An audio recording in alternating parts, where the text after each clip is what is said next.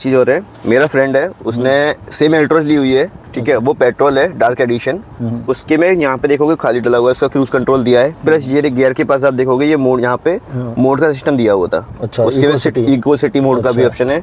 तीसरा जो आप मीटर देखोगे पूरा कितना पुराना टाइप का रखता है, ठीक है, उसके फुली कलरफुल और एनालॉग अच्छा है। ओके, मतलब अच्छा अपग्रेडेड है। अपग्रेडेड है।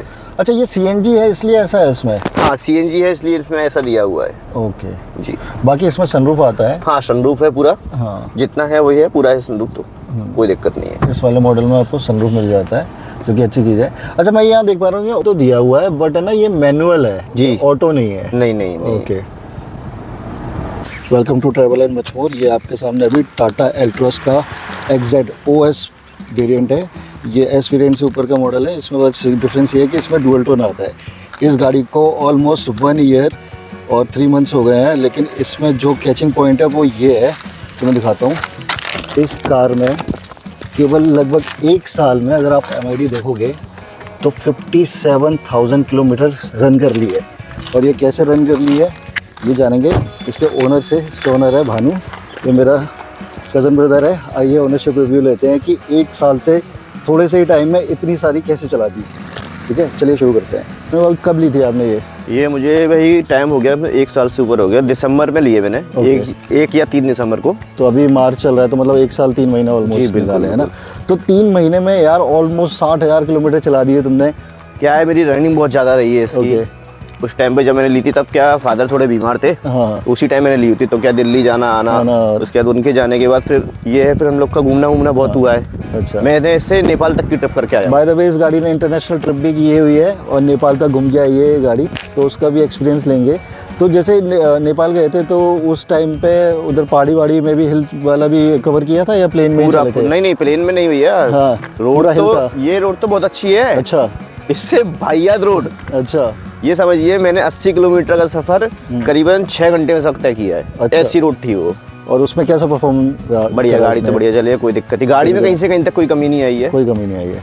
ओके, तो जैसे ये CNG है तो इसमें डीजल भी तो आता है। जब इतना रन था तो डीजल क्यों नहीं लिया? डीजल मैंने प्रेफर्ड इसलिए नहीं किया क्योंकि मेरी CNG का ज़्यादा था, क्योंकि सिटी में भी घूमना है, बाहर भी जाना है। डीजल से थोड़ा कमी बढ़ती है और डीजल की लाइफ भी कम है। जैसे अभी तो हम MP में है तो यहाँ तो चलो 15 साल चल जाती है, बट बाहर जैसे तो 10 साल में 10 साल के लिए ही है, तो वो भी एक पॉइंट था। इसका बस एक चीज़ कमी लगती है मुझे। इसका जो ग्राउंड क्लियरेंस आप देख रहे हैं, ठीक है, इसकी जो कंप्यूटर जैसे बलेनो या फिर वो i20 है, उसका थोड़ा ऊंचा है। ये नीचे लगने का बहुत है, जैसे आप देख भी रहे, थोड़ा बहुत नीचे लग जाता है, मालूम भी नहीं पड़ता। हाँ, 165 है उसका, 165 है, इसका 170 है। तो ये चीज़ में ज़्यादा दिक्कत आती है, चीज़ें देखनी पड़ती हैं कहीं जा रहे हैं तो। मैं ये देख रहा हूँ ये टायर भी चेंज है, साइज तो मुझे वही लग रहा है, टायर भी चेंज नहीं, एक्चुअली क्या है कि ये लिखा हुआ है, दूसरा साइज देती है 195 55R16, ठीक है। अच्छा। अब इसमें समस्या क्या है, 185 बहुत रेयर हो जाता है। अच्छा, बिल्कुल, इसलिए मैं लगाता। उसके बाद ये हाँ बढ़िया है, टायर उससे चौड़ा है, अच्छी रनिंग है। तो आपने उसकी वेट बढ़ा ली है? हाँ, कुछ चेंज नहीं करवाया है। हाँ। मैंने इसमें अभी तक ये समझ लीजिए, एक मैंने बाहर से सिरेमिक कोटिंग करवाई है इसमें, और PPF लगवाया हुआ है आगे, और टायर डलवाया है। इसके अलावा चौथा काम नहीं करवाया मैंने गाड़ी में। जैसा है वैसे कंपनी से आया है, जैसे स्टॉक गाड़ी थी वैसी ही है। और बाय द वे ये ब्लैक फिल्म इसलिए क्योंकि ग्वालियर MP में है और ये भिंड की गाड़ी है, तो भिंड में रहना ग्वालियर चंबल वाले काली शीशे वाली गाड़ी से।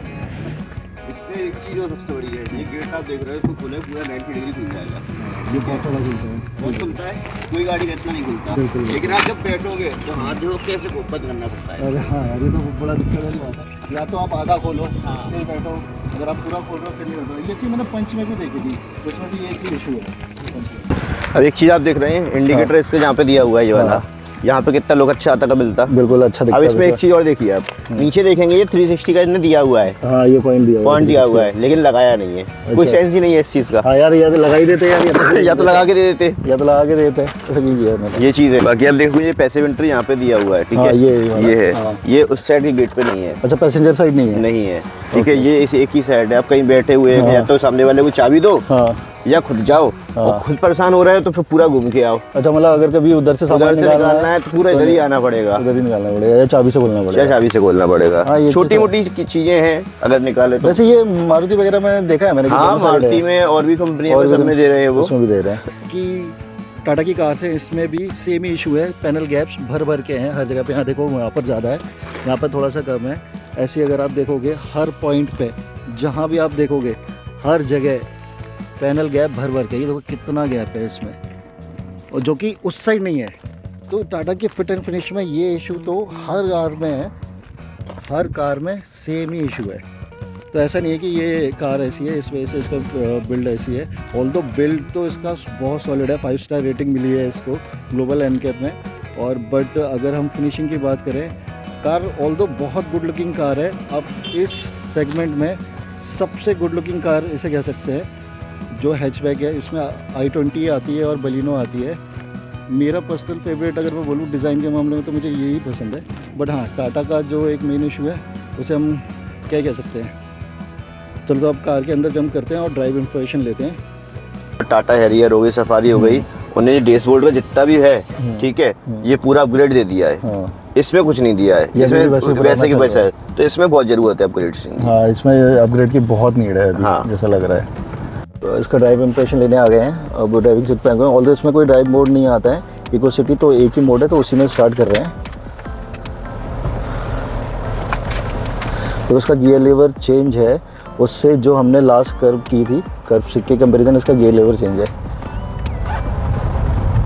यार इसका इंजन नॉइस मुझे काफ़ी आ रहा है, जैसे अभी बाहर नहीं आता है इसमें। हाँ, आप अंदर पता नहीं क्या कर रखा है टाटा वालों ने कि आप नॉइस बाहर खड़े होगे तो ऐसा साइलेंटली बिल्कुल खड़ी है गाड़ी। अगर आप जैसे i20 या मारुति में होगे ना तो उसमें पता नहीं चलता है आपका। टाटा क्या है कि अभी इस टाइम पे चीज़ें निकाल रहा है, लेकिन क्या है जो कहते हैं बिल्कुल साफ सफाई से काम करना, वो चीज़ नहीं कर पा रहा है, फिनिशिंग नहीं दे पा रहा है। ठीक है, गैपिंग बहुत दे रहा है, कहीं गेटों में थोड़ी बहुत आवाज़ लगती है, चू चू चू की आवाज़ आ रही है इसमें जैसे। जी सही कह रहे हो आप। बाकी देखो CNG में कार है लेकिन पावर में कोई कमी नहीं लगी, आपको फील नहीं होगा, फील नहीं हुआ कि ये CNG कार चला रहा हूँ मैं। उतना ही टॉर्क है, उतना ही पावर है। देखो साइज छोटा है तो मैनूवरिंग में भी बहुत इजी है। स्टीयरिंग लाइट है, ऑल्दो थोड़ा सा गियर जो है मुझे वैसा नहीं लगा जैसे कट अपने आप चला जाए, थोड़ा सा इसको धकेलना पड़ रहा है। मतलब इतना स्मूथ नहीं है जितना बाकी में होता है, जैसे मारुति में बोलूँ या किसी और में, थोड़ा सा इसका अटक रहा है, मतलब दबाना पड़ रहा है खुद। जी जी जी जी। बाकी देखो विजिबिलिटी बहुत बढ़िया है, लेकिन एज ऑलवेज टाटा की जो सेफ्टी की वजह से उन्होंने अपने सारे ए पिलर चौड़े दे रखे हैं, तो वो चीज़ इसमें भी है। लेकिन एक अच्छी बात ये है कि इसमें साइड में क्वार्टर ग्लास भी दिया है, जो थोड़ा बहुत तो आपको मतलब हेल्प कर ही देता है, इतना भी हेल्प नहीं करता। लेकिन हाँ, अगर मैं नेक्सॉन और आप ये कर्व इनके कंपैरिजन में बात करूँ तो उससे बेटर ही है ये। ऑल्दो अगर आपको सेफ्टी चाहिए तो पिलर्स तो चौड़े करने ही पड़ेंगे, लेकिन वही बात है, फोक्सवैगन भी सेफ्टी देता है, 5 स्टार रेटेड कार्स उसकी भी आती है, लेकिन उसके इतने चौड़े नहीं है।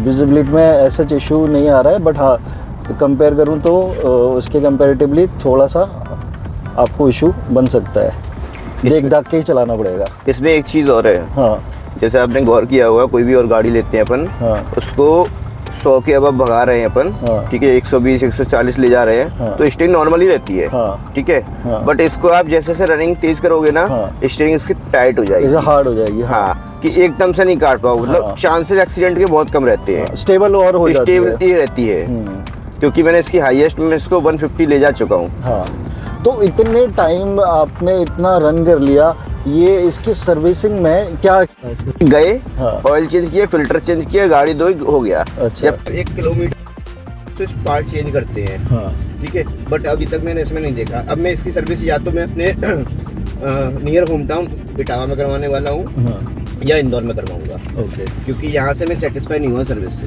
तो इनका क्या साइकिल रहता है, 10,000 किलोमीटर के 15,000 के रहता है। तो देखो इतनी जल्दी पार्ट्स नहीं बदलते, बट हाँ मैं एक चीज़ एग्री करता हूँ, जैसे लास्ट मैंने अपनी मेजर सर्विस कराई थी, उन्होंने पार्ट खोल के फिर साफ किए थे और उन्होंने ट्यून भी किया था। इसमें आज तक कुछ नहीं हुआ, कुछ भी नहीं हुआ इतने किलोमीटर चलने के बाद जी, जबकि आधा लाख किलोमीटर चला लिया है यार, आधा मतलब 60,000 ऑलमोस्ट इतने कम टाइम में, मतलब मजाक नहीं है। लोग इसे साल भर चलाते, कुछ लोग मेरे नोन में है, बट हाँ।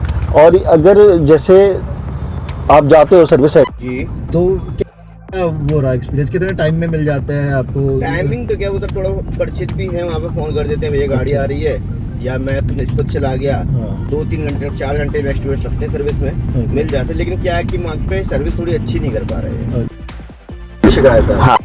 अच्छा, ये पर्टिकुलर यहाँ के सर्विस सेंटर की बात कर रहे हो आप या ओवरऑल टाटा की ही बात कर रहे हो? नहीं, यहाँ का ग्वालियर का बात कर रहा हूँ, और बाहर का मैंने देखा नहीं, क्योंकि मैं अब नेक्स्ट टाइम एक्सपीरियंस करूँगा बाहर जाके कैसा रहा। तो आपने बोला नहीं यार मैं कि मेरे को सेटिस्फाई नहीं हूँ? मैं बोल चुका हूँ। अच्छा, मैंने मेल तक डाल चुका हूँ। तो उनका कोई रिस्पॉन्स नहीं कोई है? रिस्पॉन्स नहीं आया। देखो बस मुझे है ना चलाने में तो बहुत ही अच्छा लग रहा है, कहीं से भी कट जा रही है गाड़ी, बहुत रेडियस टर्निंग रेडियस भी इसका कम है काफ़ी। बट जो चीज़ मुझे अनाइंग कर रही है वो यही है, क्लच देखो इसका बहुत लाइट है और बहुत शॉर्ट डिस्टेंस में है इसका, ऐसा नहीं कि बहुत ज़्यादा डीप जा रहा हो। लेकिन जो चीज़ अनाइंग है वो यही है, गियर शिफ्टिंग मुझे थोड़ी सी लग रही है, इशू बन रहा है मेरा गियर शिफ्टिंग में। ये सर्विस की वजह से ठीक है, ओके। ओवरऑल अगर मैं बोलूँ कि बलिनो चलाई है, i20 चला के देखिए i20 चलाई है। तो उसमें इसमें क्या डिफरेंस पाया? i20 बहुत प्यारी गाड़ी लगती है, बहुत प्यारी गाड़ी है, चलाई है मैंने। हाँ। गियर शिफ्टिंग में ले लो, भगाने में ले लो, हाँ। कंफर्ट में ले लो, बढ़िया लगती है। हाँ, लेकिन बस उसमें एक ही मैं issue है। i20 का प्लान कर रहा था, बट उसमें मेरे को CNG ज़्यादा प्रेफर्ड करना था मुझे। हाँ, और सेफ्टी भी कम है, सेफ्टी भी कम है Hyundai की है। Hyundai की।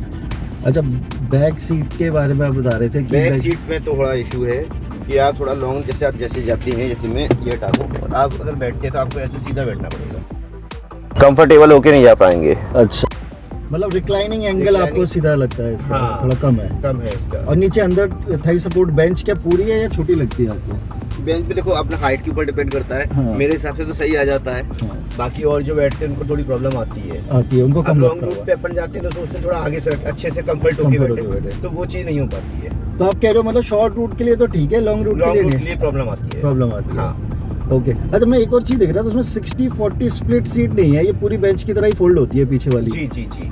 तो ये जैसे, जबकि ये CNG में टॉप वेरिएंट है और उसके बावजूद भी ये चीज़ है इसमें, तो मुझे नहीं लगता कि ये जस्टिफाइड है कहीं से भी, क्योंकि आजकल तो बेस मॉडल में भी 60-40 सीट्स आ जाती हैं। जी बिल्कुल आ जाती है, सही बात है। अब वही है कि ना छोटी छोटी चीज़ें निकालेंगे हाँ, तो बहुत सारी निकलेंगी। बिल्कुल। बाकी मैंने चलाने के और घूमने के पर्पज से लिया था, हाँ। तो उस चीज़ में तो सेटिस्फाई हूँ मैं। टाटा की जो iCNG है, इन्होंने बहुत ही कमाल की इंजीनियरिंग की है, डुअल सिलेंडर CNG दिया है इसमें। और देखो इसको लगाने के बाद में आपका बूट कहीं से भी कहीं तक भी कॉम्प्रोमाइज़ नहीं होता है, जो कि बाकी कंपनीज में आपको नहीं मिलेगा। इसमें देखिए आप काफ़ी सारा लगेज अपना कैरी कर सकते हैं। और इसकी जो स्टेपनी है वो यहाँ नीचे प्लेस की हुई है, तो स्टेपनी का भी इशू नहीं होगा। ये था एक छोटा सा ओनरशिप रिव्यू टाटा एल्ट्रॉस CNG का। आपको ये वीडियो कैसी लगी कमेंट बॉक्स में बताइएगा, और प्लीज़ हमारा चैनल सब्सक्राइब कर दीजिए। ये आपके लिए फ्री है और लेकिन हमारे लिए बहुत मोटिवेशनल, और आप और भी कार्स की ओनरशिप रिव्यूज़ हमारे चैनल पर जाके देख सकते हैं। और अगर आप कैंपिंग के शौकीन हैं तो आप कैंपिंग रिलेटेड वीडियोस भी हमारे चैनल पर जा के देख सकते हैं। Do subscribe to our channel travel and much more. Thanks for watching. मिलते हैं नई वीडियो में।